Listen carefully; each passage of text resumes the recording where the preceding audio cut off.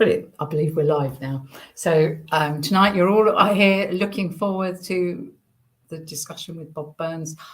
I have got a bit of bad news. He called about 10 minutes ago and he's got some problems and he may not be able to join us this evening. So we had a chat. The good news is I can't always understand what he says with his Scottish accent, so at least I don't have to battle through that. Sorry, Bob. So he has said if he can get on, he will. So I will just start chatting away. But he has also said if he can't make it tonight, he is quite happy to reschedule, and he is really, really, really, really sorry. And so am I, because all of a sudden now I've got to talk about whatever. So I thought we'd start talking about the IMR, because this is what I wanted to debate it with Bob, because he's got his Swan Protocol with his finger, and what I wanted to discuss, it is getting a different response.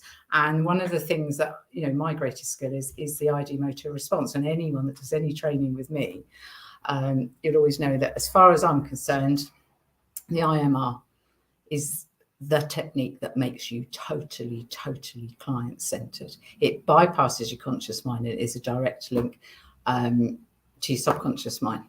And, I have example after example after example. To me, if you're not asking the subconscious, you are making your clients fit your techniques. If, very often we all, there's examples of it in my book of how, we're listening to a client and we think, right, we're going to go this way, and it may be the wrong technique. And for me, because I always use the Ideomotor response, it is very, very client-centered. And there is some really exciting news. Well, I think it's exciting because, my book, How to Be a Hypnotherapist, has been out for a long, long time now. And it is basically part of the reason I had to write it, because I never wanted to write a book, definitely not an author, was when I started training as a hypnotherapist. That was 19 years ago. When I started teaching hypnotherapy, one of the things I struggled with, and the training school that I actually taught for were a very good training school, because basically you were allowed the last 2 days of training to teach whatever you wanted, which was absolutely fantastic. Whereas a lot of training schools, you have to follow exactly what that training school wants you to teach. And the thing is, when I set up practice as a hypnotherapist many, many years ago, I had a fully accredited diploma in Dorchester with the Institute of Natural Therapies, which was all theory. And so I've got an aversion to flip charts, because I spent every Monday copying off a flip chart. And anyone that's been in my classroom, there's not a flip chart in my classroom. And I then went off to Scarborough and I trained with Wilf Proudfoot. I trained in clinical hypnosis, hypnotherapy, and NLP. And over the years, just like all of us do as hypnotherapists, we have these techniques. All the techniques are there. And what people do is you take them, you adapt to them, and you make them your own. But what blew me away on my training was the day's training that we did on the IMR, the Ideomotor response. And I always remember the trainer, she taught us the IMR, and I always remember what she said. The thing is, it's really hard to learn, and it doesn't really work. Well, to me, when I heard that, I thought, a direct link to the subconscious to find out what's causing it. Because I also come from a different point of a lot of hypnotherapists. I don't think clients are stupid. I really don't. I think hypnosis is the easiest thing to go into. We spend more time in hypnosis than we do in any other state. It's not a difficult thing to do, to work with hypnosis. It's about how we work from there. And one of the things with this IMR, I spent years and years and years developing it. And I've come up with my own formula. Bob's got his protocol, his Swan Protocol, which I actually find quite fun and quite fascinating. I have used it a few times with kids, but my skill set is the way I do the Ideomotor response. It's just very simple. They choose a finger and then I just ask the subconscious to take control. And with clients, when they come and they tell you that they know where their fear or whatever's happening has come from, like my client this afternoon, she came to me it was funny when she knocked the door. I'm looking at this lady and I'm thinking, I do know her. And I said to her, have we worked together before? And she said, yes. And I found her notes. It was about 3-4 years ago that we'd worked together on something entirely different. And with what she wanted to work with today, she said it all began during lockdown. And she was fine up until lockdown. She had no problems. It was the old alcohol thing. And if that's the case, surely you can get back to how you were. Now, using the Ideomotor response, counted through ages, and you know, it's ironic, her finger did not move throughout any of her adult ages, nothing. And it started moving when she was about 8 years old. So I don't know what happened then. We will find out at the next session. To me, to have a technique that bypasses the conscious analytical mind and also bypasses us as hypnotherapists saying, right, you know, I've got clients talking about a part of them's this and a part of them's that. If we've got a technique to check that parts therapy is appropriate, then we are then getting the client, we are then fitting the client's therapy and not fitting ours. So I had these two trainings, and over the years, I came up with the formula that I teach now in my fully accredited diploma course. And I was then asked by my original training school if I would be a trainer for them, which I did. For all of you that knows me, one of the things that I love being about a hypnotherapist is we are self-regulated. And I love what Roy Hunter says in one of his books. We're like artists, we create. And that is the truth. That's what we do. We work a lot with our intuition. We work with imagination. That's what hypnotherapy is. It's getting the client to imagine themselves the way they want to be. It's learning to listen to their words and actually feed them back to the client. So to follow what another school is teaching, I actually struggled with, because it's not actually the way I work. You know, I work very differently, and I work very much on the Ideomotor response. So I then had to go out, and I didn't have to. I then wrote my own training course because I quite enjoyed teaching, but I wanted to teach what I did and not what I was told to teach. And I've got it fully accredited. But then, because I don't work the way other hypnotherapists work, and you know, I don't tend to study all the Americans, because us English, we're not like the Americans. We're not all up for therapy. We're not all up for change. They sit, you know, sort of prove me. I must confess, people now are much more open to therapy in the UK. Not when I started. I would say when I started in my little therapy room, we would have just middle-aged ladies coming for little changes. Whereas now, you know, people are so aware of how important your mind is. So I then wrote my own training course. Well, of course, I got it all accredited. Well, there's no books to go along with the way I work. So I then had to write how to be a hypnotherapist. And as Bandler says, you know, a simple title, because that's what it's about. It's about how to be a hypnotherapist. And in the book is basically my diploma course, and actually how I work. Because another thing that I think is absolutely fantastic that Bob Burns says, you give away 100% of what you know. Only 1% of you will use it. And so when I write my book, it is, you know, it's not, you don't have to pay extra. So many training courses nowadays, when you've completed your course, you then have to go out and you have to do separate for smoking, separate for weight loss, separate for anxiety. You've just paid out all this money to train as a hypnotherapist, and then you have to go and pay more money to do all the bits and the extra as well. On my diploma course, I teach you how to work with all of those things. And, you know, my book is basically my diploma course on paper. But just as everyone else, when I teach my diploma, I'm teaching techniques, I'm teaching how to use things. And I always remember my trainer, Roger Sleet, after the first time I had a client fall asleep, I went, Roger, the client fell asleep. He said, good, Lorraine, you can now start calling yourself a hypnotherapist. Just as I was new then and I was just beginning, and it does take you about 2 or 3 years to get good at what you've learnt. To keep going on for more and more CPD, you end up with loads of different ideas. that's why, to me, when you take a training course on how to be a hypnotherapist, you should not need to go out and learn all the other bits. It should be taught on the original training course, basic stuff, how to hypnotize people.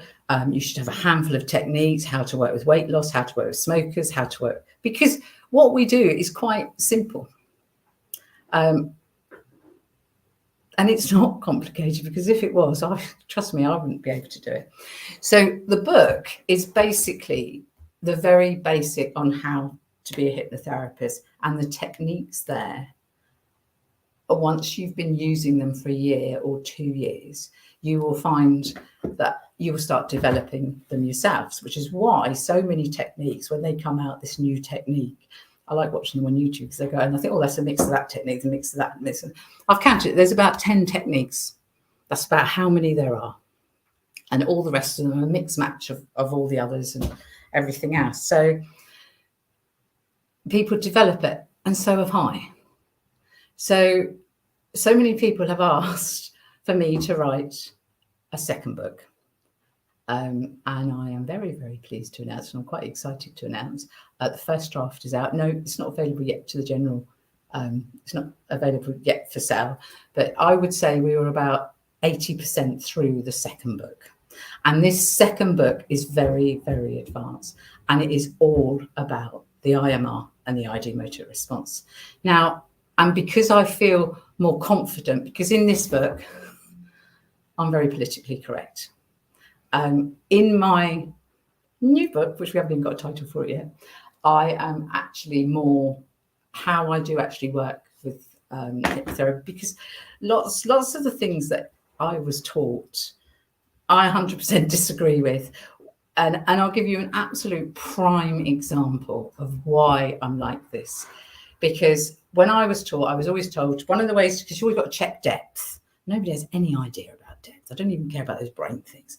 And one of the things I was taught is if you lift someone's arm up and it's heavy, it means they're in hypnosis. If you go to lift someone and they give it to you, it means they're not. That's what I was told. And, so I believed what all the teachers say. And I would work. And the way I actually structure my therapy room on the first session, I don't like calling them suggestibility tests. That's the first and foremost. I don't do suggestibility tests with my clients. One of the things I've realised over the years, you mentioned the word test and you send people into a panic.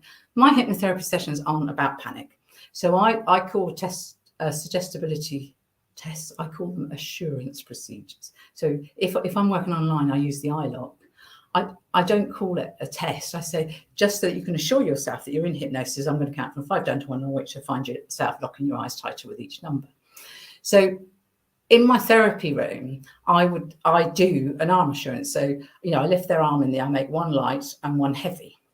And what I found was happening was quite often I'd go and say, I'm just going to come over and lift your arms. And as I come and I go to lift their arm, the clients give it to me.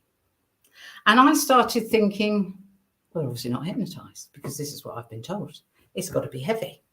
And then I'd make the other arm heavy and do the arm assurance procedure, carry on with the therapy, count them up. And then the clients would open their eyes and say, oh my God, that was amazing. That blew me away. And I'm sat there listening, thinking, well, I've been told you're not in hypnosis because your arm, I didn't say it. And then one day I was really thinking about this, and then I suddenly realised, this is my opinion, which is not politically correct. I suddenly realised one of the things I love about the British, and there's many things that I love about the British, is we are a very, very, very polite race. I've experienced many a time, if I've stood in a shop looking at something too long, I've turned around, there's a queue behind me, and I'm not even in the queue. So that's how polite we are. Do not stand still for a lot. I want to say Woolworths because it's happened to me several times in Woolworths. Woolworths has gone many, many years. And Woolworths used to have all these pick and mix right near the checkouts. And it used to be terrible because I couldn't take my time picking and mixing because I'm too busy looking for the queue that's going to form automatically. And I thought, we're naturally like that. We naturally, most of us open doors. And I think we're pretty a polite race. So why wouldn't our subconscious be polite? So they hear me say, I'm going to come over by side, I'm going to gently lift your left arm. Why wouldn't the subconscious, oh, we want the arm, just give it. So, there's lots of things that I was taught and I was told that I don't go along with. And another thing I don't go along with is all these different answers. Now, to me, the subconscious mind is a bright 9-year-old child. Now, a bright 9-year-old child, life is black and it's white. So if you say to a bright 9-year-old child, we'll say, Jane's come here today as she wants to lose weight. Do you understand? Yes or no? It's going to give you an answer, yes, no. You don't need yes, no, don't think so. So I literally use yes, no answers because I think that's how a bright 9-year-old child works. Yes, no answers. And the Ideomotor response, in my opinion, it works. Now, another thing, and this is one of the things I really wanted to debate with Bob, is what do you think if they do it consciously? Does it matter if the finger moves consciously? Well, you're going to get my opinion now because Bob's not here to debate it. I don't think it makes a difference. We say it, fake it till you make it. So it doesn't matter if the client is just going along with you and just making stuff up. It does not matter. The subconscious mind does not differentiate between what's imagined and what's real. So, for example, when you sat down watching the TV and you sat there watching a movie, as long as your conscious mind isn't there saying, oh, there's a camera, there's a camera, the subconscious will absorb the story and you genuinely get upset or you genuinely get frightened if you're stupid enough to watch horror films. I don't watch horror films, by the way. I don't want to be frightened. So, to me, it doesn't matter if they're faking it or not. What will happen is the subconscious mind will automatically take things over. So the IMR is the thing that I have developed over and over, and I have watched magic happen in my therapy room. I mean, real magic, just solely using the Ideomotor response. I have seen people, and when I read these stories in books, by the way, these stories won't be in my book because when I read stories like that, I think, well, I don't believe that for one moment. But the truth is, I've seen, I see one young girl I was working with, she had all these red lesion marks all over her arm. They healed up in front of my eyes in nanoseconds. I've seen other people, when I do the hypnogastric band, a lady lifted up her top and the rash had come up for the sutures because she's allergic to sutures. By the way, I don't use sutures. I just talk. I've absolutely seen loads of magic happen in front of my solely using the Ideomotor response. And over the years, I use it more and more and more, which is why I have written the first draft of my new book, which is going much more into depth on how powerful the Ideomotor response is. Now, the most important thing, and it is at the front of my new book, and it talks about open and closed questions, action question, clean language. Before you start facilitating therapy, you really do need to be able to be good at open questions without thinking about them. And if you do want to, a later date, buy my book. Actually, open and closed questions are in here. I go on and on. My delegates always learn open and closed questions. Use them every single day in your life. So the book is more about, it's literally on the Ideomotor response. Now, the two techniques that I follow on the IMR is inner child and Gestalt. And in this book, whereas in my basic book, it just covers the technique. Now, inner child is such a powerful technique. It is so empowering for your clients to go and rescue that inner child. And the other technique that I use is Gestalt. And there's one lady I remember distinctly. I'm very blessed because I've got a lot of the clients I work with, I work locally, and I have been doing the job for many, many, many years now. And, I'm quite well known. I should be, shouldn't I? I've been doing it all these years. You know, I will see people out and everything. And this particular lady that I worked with years ago, she had this guy that would just turn up at her door whenever it fancied her, whenever he fancied to. And she always found herself letting him in, and then he'd go and she wouldn't hear from him, and he'd make all the false promises, and then back he'd come. Sometimes it'd be a year or so before he turned up. And I used Gestalt with her. And Gestalt is where you literally cut all the negativity away. And whenever I see her now, she says she can still feel the power of cutting away that negativity. Gestalt is such an empowering technique, and my new book is going into that in more detail. And the inner child, I always call it inner child because most of the time we are going back rescuing the inner child. But there are also times when things happen to you when you're in your 40s or your 50s. Sometimes you go back there. The other thing, you're not always rescuing an inner child. Sometimes, particularly when I work with weight loss, because I'm not into hypnoanalysis. You know, I don't think whenever you do regression, you should belt people through every trauma they've had in their life, because that's boring. You know, the way I use it, I go straight to the youngest because I've used the Ideomotor response. And very often when I work with weight loss, lots of time it's going back to happy memories, because we say it, we comfort eat. It makes us feel good. When we feel miserable, we eat chocolate. So it's logical that we're going back to a good time. And I always remember this guy that I worked with, and the Ideomotor response that he came to me because his portions were too large. And the subconscious had indicated we had to go back to the age of 2. So I went back there. Now, I don't lead, and it was Where Are You? And he was on his drive. And anyone that's done my hypnogastric band course will hear this story, because it's one of my favourites, because I love it, because he said, I'm on my tricycle. And I love that word. It's such an old word. I'm on my tricycle. What's happening? He's waiting for his grandparents to arrive. How is this connected? Don't know. So I went away, counted again. Where are you?